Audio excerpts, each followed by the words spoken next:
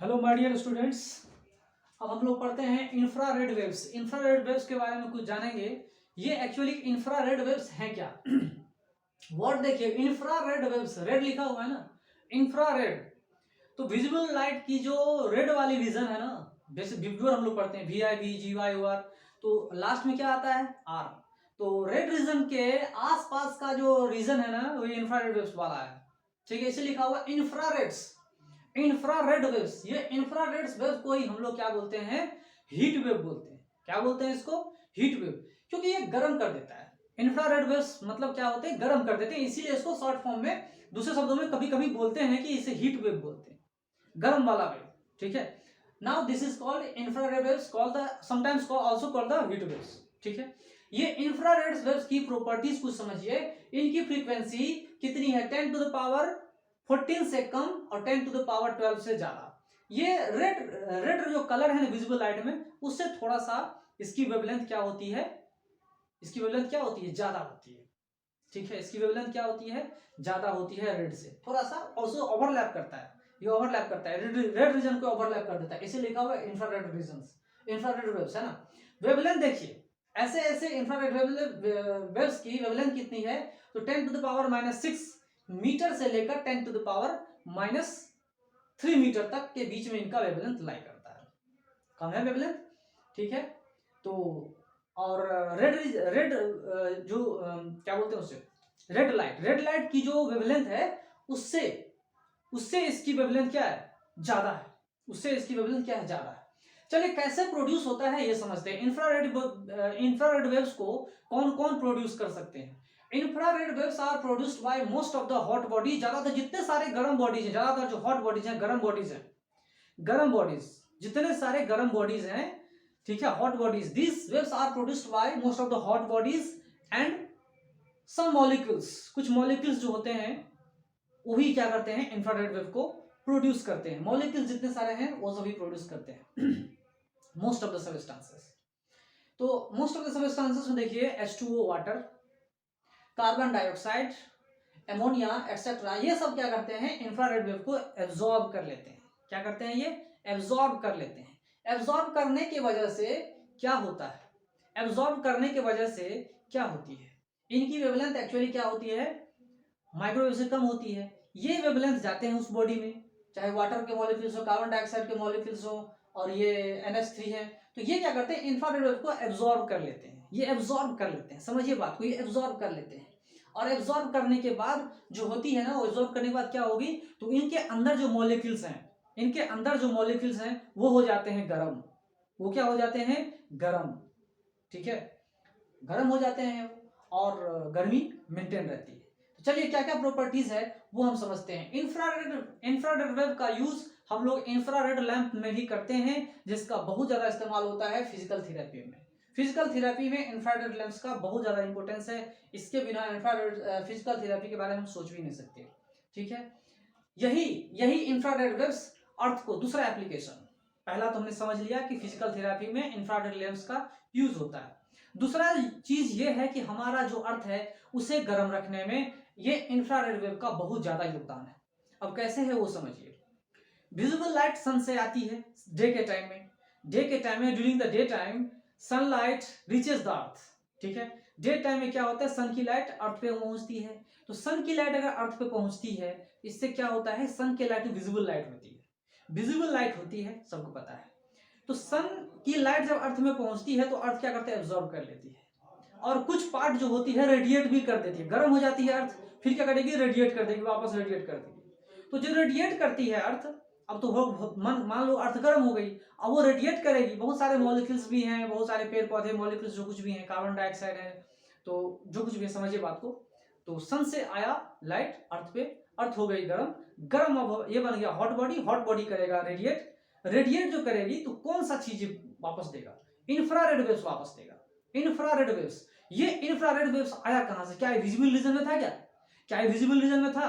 Yes, कुछ था, कुछ तो विजिबल रीजन में थे। मतलब लॉन्गर वेव्स जो थे ना, जो विजिबल लाइट में जो लॉन्गर वेव्स थे, लॉन्गर वेवलेंथ वाले जो लाइट वेव्स थे, वो क्या हो गए? इंफ्रारेड कहलाते। जिसमें लॉन्गर वेवलेंथ है, रेड लाइट से भी ज्यादा जिनकी वेवलेंथ हो गई, वो क्या हो गए? Infrared waves. वही क्या करते हैं? रेडिएट होकर वापस जाते हैं। ठीक है। और वो जब रेड वेव वापस जाएंगे तो हमारे एटमॉस्फेयर में बहुत सारी चीजें हैं, ग्रीन हाउस गैसेस, बहुत सारे ग्रीन हाउस गैसेस हैं जो क्या करते हैं, एब्जॉर्ब कर लेते हैं इस इंफ्रारेड वेव को। जैसे ग्रीन हाउस गैसेस में वाटर वेपर है, कार्बन डाइऑक्साइड है और बहुत सारे गैसेस हैं, ठीक है। वो क्या करते हैं, एब्जॉर्ब कर लेते हैं ये गैसेस। एब्जॉर्ब करने की वजह से होता क्या है कि हमारा धरती गर्म का गर्म ही रहता है। अगर ऐसा नहीं होता तो क्या होता, अर्थ के पास सनलाइट आई, फिर रेडिएट हुआ, तो फिर क्या हो गया, अर्थ का टेम्परेचर वैसा सेम नहीं होगा, अर्थ गर्म नहीं रहेगा, फिर वो ठंडा हो सकता है, ठीक है। आई बात समझ में। लेकिन अगर ऐसा हो जाए कि सन की लाइट आई, एब्जॉर्ब हो गया, रेडिएट ही ना हो, तो क्या हो गया, अर्थ बहुत गर्म हो जाएगा, बहुत गर्म हो जाएगा। इसीलिए एब्जॉर्प्शन भी जरूरी है और रेडिएशन भी जरूरी है, रिफ्लेक्शन भी जरूरी है, ठीक है। चलिए ये सब चीज आपके समझ में आ गया होगा। So green house gases keep the earth warm, और ज्यादा वार्म करेगा तो क्या होगा, टेम्परेचर हाई होगा। ज्यादा ग्रीन हाउस गैसेस का टेम्परेचर वार्म करेंगे, सॉरी अर्थ को वार्म करेगा तो क्या होगा, टेम्परेचर अर्थ की बढ़ेगी। अर्थ की टेम्परेचर बढ़ेगी तो जानते हो क्या होगा, बर्फ पिघलेंगे और बहुत सारी प्रॉब्लम आ सकती है, ठीक है। गर्मी में रहना मुश्किल हो जाएगा, ठंडे का ड्यूरेशन कम हो जाएगा, ठंडे में ठंडी कम लगेगी। लेकिन इस बार की ठंडी बहुत ज्यादा है, इस बार की ठंडी बहुत ज्यादा है। आज 29 जनवरी है, लेकिन फिर भी आज ठंडी है। अभी ठंडी रहेगी मार्च तक रहेगी मैक्सिमम ये, ठीक है। ये ठंडी मार्च तक रहेगी। चलिए, तो ये अर्थ को वार्म करने में infrared waves, sorry green house gases बहुत बड़ा योगदान देते हैं, इंफ्रारेड वेव को एब्जॉर्ब करते हैं। और इंफ्रारेड वेव को जब एब्जॉर्ब करेंगे तो इंफ्रारेड वेव्स क्या करते हैं, कार्बन डाइऑक्साइड हो गया, वाटर वेपर हो गया, इन सब चीजों को ये गर्म कर देते हैं, एटमॉस्फेयर गर्म हो जाता है। इससे अर्थ भी हमारा क्या रहता है, गर्म होता है, हीट वापस रेट होके नहीं जाती है, ठीक है। चलिए, इतनी बातें समझ में आई। अब चलते हैं कि अर्थ के सैटेलाइट में भी इंफ्रारेड वेव का यूज होता है। जो अर्थ के सैटेलाइट होते हैं उनमें भी इंफ्रारेड वेव का यूज होता है। वो किन किन चीजों के लिए फेमस है, वो मिलिट्री पर्पसेस के लिए भी इनका एप्लीकेशन है, और क्रॉप्स का जो ग्रोथ होता है खेत खलिहान में, जहां पे क्रॉप का ग्रोथ होता है, उसके लिए भी ये इंफ्रारेड्स का होना बहुत जरूरी है। उनको भी ऑब्जर्व करने के लिए और मिलिट्री पर्पसेस से दुश्मन के सेना को देखने के लिए भी इंफ्रारेड वेव का यूज होता है, ठीक है। और क्रॉप्स ग्रोथ को भी देखने के लिए इंफ्रारेड वेव का यूज होता है, ठीक है। और आगे चलते हैं फोर्थ एप्लीकेशन है इलेक्ट्रॉनिक डिवाइसेस, जैसे कि LED, light emitting diode, semiconductor devices हैं, लाइट एमिटिंग डायोड जो इलेक्ट्रॉनिक डिवाइसेस हैं, वो क्या करते हैं, एमिट करते हैं इंफ्रारेड वेव्स। ये क्या करते हैं, एमिट करते हैं, एमिट मतलब निकालते हैं, प्रोड्यूस करते हैं। जब इंफ्रारेड वेव को एमिट करेंगे तो ये इंफ्रारेड वेव जो एमिट होंगे वो उसका हम लेकर क्या करेंगे, उसका हम अचार डालेंगे। क्या वो इंफ्रारेड वेव का क्या करेंगे हम लोग, उस इंफ्रारेड का वेव का हम लोग अचार नहीं डालना है, उनका हमें सदुपयोग करना है, बर्बाद नहीं होने देना है। तो उस इंफ्रारेड वेव को हम लोग क्या करते हैं, रिमोट कंट्रोल में यूज करते हैं। रिमोट स्विचेज होता है ना टीवी का, उसमें हम लोग यूज करते हैं, रिमोट स्विचेज में उसका यूज करते हैं। जो टीवी में रिमोट स्विच होते हैं, जैसे मान लो सामने टीवी है, रिमोट कंट्रोल ऐसे दबा दिया हमने, तो दबाने के क्या होता है कि इंफ्रारेड वेव जाती है, इंफ्रारेड वेव जाती है और वो काम करना शुरू कर देता है, ठीक है। एलईडी, लाइट एमिटिंग डायोड्स, ये काम करते हैं और इस तरह से हमारा टीवी ऑन हो जाता है, कमांड फॉलो होती है, इंफ्रारेड वेव्स जाते हैं, फ्रीक्वेंसी मैच करता है तो काम करना शुरू कर देता है, ठीक है। टीवी में होता है, वीडियो रिकॉर्डर्स में होते हैं, और बहुत सारे हाई फाई सिस्टम्स में भी ये काम करता है, रिमोट कंट्रोल, गाना चेंज करना। डीजे वाले बाबू मेरा गाना बजा दे, तो रिमोट से आप क्या कर सकते हैं, गाना को चेंज कर सकते हैं, ठीक है। फिर गाना बजेगा, डीजे वाले बाबू मेरा गाना बजा दे, बहुत सारा गाना बजता है, चाहे डीजे वाले बाबू रहे या डीजे वाले जो भी रहे, है ना, गाना बजा देते हैं, कोई दिक्कत नहीं है। Infrared most of the mobiles में होंगे, आप जो मोबाइल खरीदते होंगे उसमें लिखा रहता है IR। पहले मैं नोकिया का 5200 लेता था, उसमें इंफ्रारेड वेव्स होते थे, उससे भी मैसेज ट्रांसफर होता था, उससे भी कुछ वीडियो ट्रांसफर होते थे इंफ्रारेड वेव से।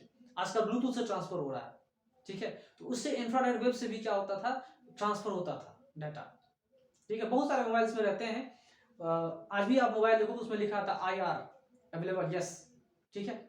तो ये सब चीजें मैंने आपको बता दिया इंफ्रारेड वेव्स के बारे में। अब हम लोग पढ़ेंगे विजुअल लाइट, ओके। ऐसे तो बहुत सारा चीजें इसके बारे में जानना जरूरी है, उतना जानना जरूरी नहीं है, लेकिन इन्फॉर्मेशन क्या है, बहुत ज्यादा है, ठीक है।